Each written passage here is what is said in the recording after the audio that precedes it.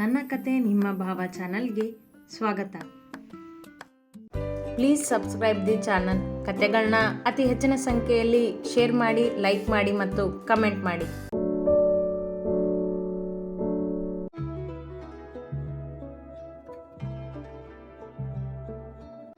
ಅವನ ಕಾರಿನ ವೇಗ ಹೆಚ್ಚಾಗಿತ್ತು.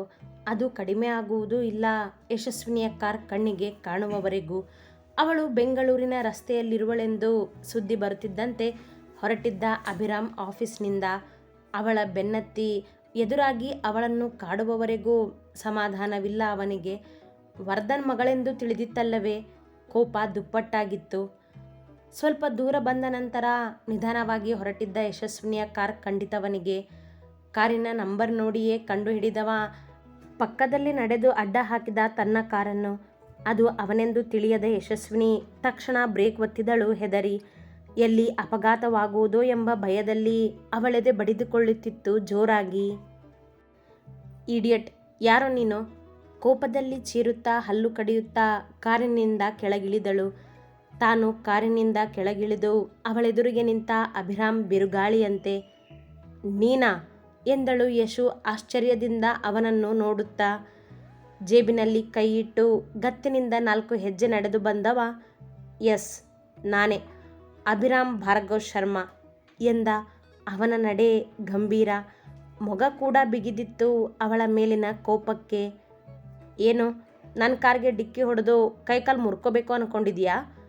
ಅವನ ಬಳಿ 2 ಹೆಜ್ಜೆ ಇಟ್ಟು ಕೇಳಿದವಳಿಗೂ ಅಹಂಕಾರವೇ. ನಾನಿಲ್ಲಿ ಬಂದಿರೋದು ನನ್ನ ಕೈಕಾಲು ಮುರ್ಕೊಳ್ಳೋದಕ್ಕಲ್ವೇ, ನಿನ್ನ ಸೊಂಟ ಮುರಿಯೋದಕ್ಕೆ. ನನ್ನ ಕುಟುಂಬದ ನೆಮ್ಮದಿ ಹಾಳು ಮಾಡ್ತಿರೋ ನಿಮ್ಮಪ್ಪನ ಸೊಕ್ಕು ಮುರಿಯೋದಕ್ಕೆ. ಚಾಟಿ ಏಟಿನಂತೆ ಅವನ ಮಾತುಗಳು. ಮಾತು ಹಿಡಿತದಲ್ಲಿರಲಿ. ಅವನಷ್ಟೇ ಗಟ್ಟಿ ಅವಳ ಮಾತುಗಳು ಕೂಡ. ಇಬ್ಬರ ನೋಟವು ಯುದ್ಧಕ್ಕೆ ನಿಂತವರಂತೆ ತೀಕ್ಷ್ಣ. ನೀನು ನಿಮ್ಮಪ್ಪ ಮೊದಲು ಹಿಡಿತದಲ್ಲಿರಿ. ಚೀರಿದವನ ಕೋಪ ಅವಳ ಮೇಲಷ್ಟೇ ಅಲ್ಲ, ವರ್ಧನ್ ಮೇಲೆಯೂ. ಅವರ ಮೇಲಿನ ಕೋಪವನ್ನು ಇವಳ ಮೇಲೆ ತೀರಿಸಿಕೊಳ್ಳುತ್ತಿರುವುದೆಂದು ಅವಳಿಗೆ ಅರ್ಥವಾಗುವುದಾದರೂ ಹೇಗೆ? ನನ್ನ ಅಪ್ಪನ ಬಗ್ಗೆ ಮಾತಾಡ್ಬೇಡ ನೀನು ಎಂದವಳು ಜಗಳಕ್ಕೆ ನಿಂತರೆ ಹಿಂದೆ ಸರಿಯುವವಳಲ್ಲ. ನನ್ನ ಕುಟುಂಬದ ಸುದ್ದಿಗೆ ನೀನು ಬಂದಿದ್ದು ಮೊದಲು, ಅಂದಮೇಲೆ ನಿಮ್ಮಪ್ಪನ ಸುದ್ದಿಗೆ ನಾನು ಬಂದೇ ಬರ್ತೀನಿ ಎಂದ ಹಲ್ಲು ಬಿಗಿ ಹಿಡಿದು. ವಾಟ್? ನಾನು ನಿನ್ನ ಫ್ಯಾಮಿಲಿ ಸುದ್ದಿಗೆ ಬಂದಿದ್ನಾ? ಯಾವಾಗ? ಅವನ ಮಾತು ಅರ್ಥವಾಗದೆ ಕೇಳಿದಳು ಗೊಂದಲದಲ್ಲಿ. ಯಾಕೆ, ನೆನಪಿಲ್ವಾ ನಿನಗೆ? ನನಗೆ ಬೇಕಂತಾನೆ ಕುಡಿಸಿ ನನ್ನ ಫ್ಯಾಮಿಲಿ ನೆಮ್ಮದಿ ಹಾಳು ಮಾಡಿದ್ದು ನೆನಪಿಲ್ವಾ? ಬೇಕಂತಾನೆ ನನ್ನ ಜೊತೆ ಜಗಳಕ್ಕೆ ನಿಂತಿದ್ದು ನೆನಪಿಲ್ವಾ? ನನ್ನ ಮೂಲಕ ನನ್ನ ಫ್ಯಾಮಿಲಿ ನೆಮ್ಮದಿ ಹಾಳು ಮಾಡೋದೇ ನಿಂದು ನಿಮ್ಮಪ್ಪಂದು ಪ್ಲ್ಯಾನ್ ಅಲ್ವಾ? ತನ್ನ ಕೈಯಲ್ಲಿ ಆಗೋದಿಲ್ಲ ಅಂತ ನಿನ್ನನ್ನು ಮುಂದೆ ಬಿಟ್ಟು ಆಟ ಆಡಿಸಿದಾನೆ ಅಲ್ವಾ ನಿಮ್ಮಪ್ಪ? ಉಸಿರಿದ ಒಂದೇ ಬಾರಿಗೆ. ಏನು ಮಾತಾಡ್ತಿದ್ಯಾ ಅಂತನಾದರೂ ಗೊತ್ತಿದೆಯಾ ನಿನಗೆ? ನಿನ್ನ ಫ್ಯಾಮಿಲಿ ನೆಮ್ಮದಿ ಹಾಳು ಮಾಡೋಕ್ಕೆ ನಾನು ಯಾಕೆ ಯೋಚನೆ ಮಾಡಲಿ? ಅಷ್ಟಕ್ಕೂ ಅವತ್ತು ನಿನಗೆ ಡ್ರಿಂಕ್ಸ್ ಮಿಕ್ಸ್ ಮಾಡಿ ಕುಡಿಸಿದ್ದು ನಿನ್ನ ಮೇಲಿನ ಕೋಪಕ್ಕೆ ಅಷ್ಟೇ. ಅದು ಬಿಟ್ಟರೆ ನಿನ್ನ ಫ್ಯಾಮಿಲಿಗೂ ನನಗೂ ಏನೂ ಸಂಬಂಧ ಇಲ್ಲ. ಆ್ಯಂಡ್ ನನಗೆ ಇದಕ್ಕೆಲ್ಲ ಟೈಮ್ ಕೂಡ ಇಲ್ಲ. ಬಿಡು ದಾರಿ ಎಂದಳು. ತನ್ನ ತಪ್ಪಿಲ್ಲದಿದ್ದರೆ ಅವನಿಗೆ ಸ್ಪಷ್ಟನೆ ಕೊಡುವ ಅಗತ್ಯ ಇಲ್ಲ ಎಂದುಕೊಂಡಳು. ಸಂಬಂಧ ಇಲ್ಲ ಅಂದಮೇಲೆ ಯಾಕೆ ನನ್ನ ಜೊತೆ ಸಿಕ್ಕಾಗಲೆಲ್ಲ ಜಗಳ ಮಾಡಿದೆ? ನಿಮ್ಮಪ್ಪ ಹೇಳ್ಕೊಟ್ಟಿದ್ನಾ? ಅವಳ ಸನಿಹ 2 ಹೆಜ್ಜೆ ಇಟ್ಟು ಕೇಳಿದ. ಕೋಪ ಕ್ಷಣ ಕ್ಷಣಕ್ಕೂ ಹೆಚ್ಚಾಗುತ್ತಿತ್ತವನಿಗೆ. ಅವನ ಮಾತಿಗೆ ತಕ್ಷಣ ಅವನೆದೆಯ ಮೇಲಿನ ಬ್ಲೇಸರ್ ಬಿಗಿ ಹಿಡಿದ ಯಶಸ್ವಿನಿ. ಮಾತು ಹಿಡಿತದಲ್ಲಿರಲಿ ಮಿಸ್ಟರ್ ಅಭಿರಾಮ್. ನಿನ್ನ ತಂದೆಗೆ ನಾನು ಹೇಗೆ ಮರ್ಯಾದೆ ಕೊಡಬೇಕು ಅಂತೀಯೋ ಅದೇ ಥರ ನನ್ನ ತಂದೆಗೆ ಮರ್ಯಾದೆ ಕೊಟ್ಟರೆ ನಿನಗೆ ಒಳ್ಳೆಯದು ಎಂದಳು. ಅಂದು ಅವ ರೆಸ್ಟೋರೆಂಟ್ನಲ್ಲಿ ಎಂದಿದ್ದ ಮಾತನ್ನು ಜ್ಞಾಪಿಸಿಕೊಂಡು ಅವಳು ತನ್ನ ಬ್ಲೇಸರ್ ಹಿಡಿದಿದ್ದನ್ನು ಒಮ್ಮೆ ನೋಡಿ, ಅದೆಷ್ಟು ಧೈರ್ಯ ಇದ್ದರೆ ನನ್ನ ಅಂಗಿನೇ ಹಿಡಿತೀಯ ನೀನು ಎಂದವನೇ ತಕ್ಷಣ ಅವಳ ಕೈಯನ್ನು ಬಿಗಿ ಹಿಡಿದು ತನ್ನ ಅಂಗಿಯನ್ನು ಬಿಡಿಸಿಕೊಂಡು ನಿಂತ. ಅವ ಹಿಡಿದಿದ್ದ ಬಿಗಿ ಹಿಡಿತದಿಂದ ಬಿಡಿಸಿಕೊಳ್ಳಲು ಕೊಸರಾಡಿದವಳು. ಬಿಡೋ ನನ್ನ ಕೈನ. ನಮ್ಮಪ್ಪ ಯಾರು ಅಂತ ಗೊತ್ತಿದ್ರೂ ಇಷ್ಟೆಲ್ಲ ಮಾಡ್ತಿದೀಯಾ ನೀನು? ನಾನೇನಾದರೂ ಅವ್ರಿಗೆ ಹೇಳಿದ್ರೆ ಏನು ಮಾಡ್ತಾರೆ ನೋಡು ನಿನಗೆ ಎಂದಳು. ಅವಳ ಕೈ ಬಿಡದವ. ಏನು ಮಾಡ್ತಾರೆ? ಏನೂ ಮಾಡೋದಕ್ಕಾಗೋದಿಲ್ಲ ನಿಮ್ಮಪ್ಪನಿಂದ ನನ್ನನ್ನು. ನೀನು ಆ ವರ್ಧನ್ ಮಗಳಾಗಿರಲಿಲ್ಲ ಅಂದರೆ ಸುಮ್ಮನೆ ಬಿಟ್ಬಿಡ್ತಿದ್ದೆ ಕಣೆ ನಿನ್ನನ್ನು. ಆದರೆ ಅವನು ಮಗಳಾಗಿ ನನ್ನ ಜೊತೆ ಜಗಳಕ್ಕೆ ನಿಂತೆ ನೋಡು, ಇನ್ನೂ ಸುಮ್ಮನೆ ಬಿಡೋ ಮಾತೇ ಇಲ್ಲ ನಿನ್ನನ್ನು. ಅಪ್ಪ ಮಗಳು ಇಬ್ಬರು ಒಟ್ಟಿಗೆ ಪ್ಲ್ಯಾನ್ ಮಾಡಿದಿರ ಅಲ್ವಾ ಈ ಶರ್ಮಾ ಫ್ಯಾಮಿಲಿನ ಹೇಗೆ ಸೋಲಿಸೋದು ಅಂತ. ಅವಳ ಕೈ ಕೊಡವಿದವ ತನ್ನ ತಪ್ಪು ಕಲ್ಪನೆ ಹೇಳಿದ.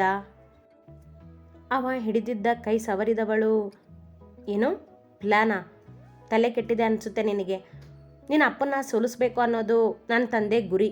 ಆದರೆ ಅವರ ಇಷ್ಟಕ್ಕೆಲ್ಲ ನಾನು ಸಾಥ್ ಕೊಡೋಳಲ್ಲ. ಇನ್ನೂ ನಿನ್ನ ಜೊತೆ ಜಗಳಕ್ಕೆ ನಿಲ್ಲುವಾಗ ಇದೆಲ್ಲ ನನ್ನ ಮನಸ್ಸಲ್ಲಿ ಇರಲಿಲ್ಲ. ಮೊನ್ನೆ ಸಿಕ್ಕಾಗಲೇ ಹೇಳಿದ್ದೆ, ವಾರ್ನ್ ಮಾಡಿದ್ದೆ ನಿನಗೆ. ಆದರೆ ಈ ಊರಲ್ಲಿ ಜಗಳ ಬೇಡ ಅಂತ ಅಪ್ಪನ ಮುಂದೆ ನಿನ್ನ ಬಗ್ಗೆ ಹೇಳಿಲ್ಲ ನಾನು. ಈಗಲೂ ಅವಕಾಶ ಇದೆ, ಸುಮ್ಮನೆ ಹೋಗು ಇಲ್ಲಿಂದ ಎಂದವಳು ತನ್ನ ಧೈರ್ಯ ಪ್ರದರ್ಶಿಸಿದಳು. ಅಂಜಿಕೆಗೆ ಭಯ ಹುಟ್ಟಿಸುವವ ಅವ ಇನ್ನು ಇವಳ ಈ ಅಹಂಕಾರದ ಮಾತುಗಳಿಗೆ ಬಗ್ಗುವನೇ. ಏನು ನನಗೆ ಅವಕಾಶ ಕೊಡ್ತೀಯ ನೀನು? ಏನು ಮಾಡ್ತಾನೆ ನಿನ್ನಪ್ಪ? ಏನು ಮಾಡೋದಿಲ್ಲ. ಆ್ಯಕ್ಚುಲಿ ಇದುವರೆಗೂ ಏನು ಮಾಡೋದಕ್ಕೂ ಆಗಿಲ್ಲ ನಿನ್ನ ಅಪ್ಪನಿಂದ. ಇನ್ನೂ ನಾವೇ ನಿಮ್ಮ ಅಪ್ಪನ ಕೈ ಮುರಿದಿದ್ದು. ಆಗ ಸ್ವಲ್ಪ ದಿನದ ಹಿಂದೆನೂ ಸರಿಯಾಗಿ ಹೆದರಿಸಿದ್ದೀವಿ. ಆಗ ಬೇವ್ರಿ ನೀರಾಗಿದ್ದ ನಿಮ್ಮಪ್ಪ. ನಮ್ಮನ್ನು ಕಂಡ್ರೆ ಸಾಕು ಭಯ ಬೀಳೋ ನಿಮ್ಮಪ್ಪನಿಂದ ಏನೇ ಮಾಡೋಕ್ಕಾಗುತ್ತೆ. ಈ ಶರ್ಮಾ ಫ್ಯಾಮ್ಲಿ ಮುಂದೆ ಸೋಲ್ಬೇಕು ಅಂತಾನೆ ನಿಮ್ಮಪ್ಪ ಬಂದಿರೋದಿಲ್ಲಿ. ಸೋಲ್ತಾನೇ ಇದ್ದಾನೆ. ಅಣಕಿಸಿ ಮಾತನಾಡಿದ ಅಭಿಯ ಮಾತುಗಳು ಏಕೋ ಅತಿಯಾಗಿದ್ದವು ಕೋಪದಲ್ಲಿ. ಭಾರ್ಗವರವರು ಎದುರಿಗೆ ಇದ್ದಿದ್ದರೆ ಅವನ ಕೆನ್ನೆಗೆ ಏಟು ಕೊಟ್ಟಿರುತ್ತಿದ್ದರು ಮರುಕ್ಷಣವೇ. ಅತಿ ಆಗ್ತಿದೆ ನಿನ್ನ ಮಾತು, ಮತ್ತೆ ಹೇಳ್ತಿದ್ದೀನಿ, ಮರ್ಯಾದೆ ಇರಲಿ ಮಾತಲ್ಲಿ. ತನ್ನ ತಂದೆಯ ಮೇಲೆ ಆಗಾಗ ಕೋಪಿಸಿಕೊಂಡರೂ ಪ್ರೀತಿ ಹೆಚ್ಚವಳಿಗೆ. ಇವ ಹೀಗೆ ಮರ್ಯಾದೆ ಇಲ್ಲದೆ ಮಾತನಾಡಿದರೆ ಸುಮ್ಮನಿರುವಳೆ ಅವಳು? ಹೌದು, ಅತಿ ಆಗ್ತಿದೆ. ಏನೀಗ? ನಾನು ಹೀಗೆ ಇರೋದು.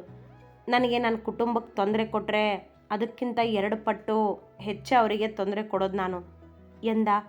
ಎಲ್ಲಿ ಹೋಗಿತ್ತೋ ಇವನ ತಾಳ್ಮೆ. ಏಕೋ ಸಂಸ್ಕಾರ ಇಲ್ಲದವರಂತೆ ವರ್ತಿಸುತ್ತಿದ್ದ ಅವಳ ಜೊತೆ. ಹೆಚ್ಚು ಮಾತನಾಡದೆ ಎಲ್ಲರ ಜೊತೆ ಸಭ್ಯವಾಗಿ ನಡೆದುಕೊಳ್ಳುವ ಅಭಿರಾಮ್ ಇವಳ ಮುಂದೆ ಎಲ್ಲವನ್ನೂ ಮರೆತಂತಿದ್ದ. ಅದೆಲ್ಲವೂ ಅವಳ ತಂದೆಯ ಮೇಲಿನ ಕೋಪಕ್ಕೆ. ಹೌದಾ, ನೀನು ನಮಗೆ ತೊಂದರೆ ಕೊಡ್ತೀಯಾ?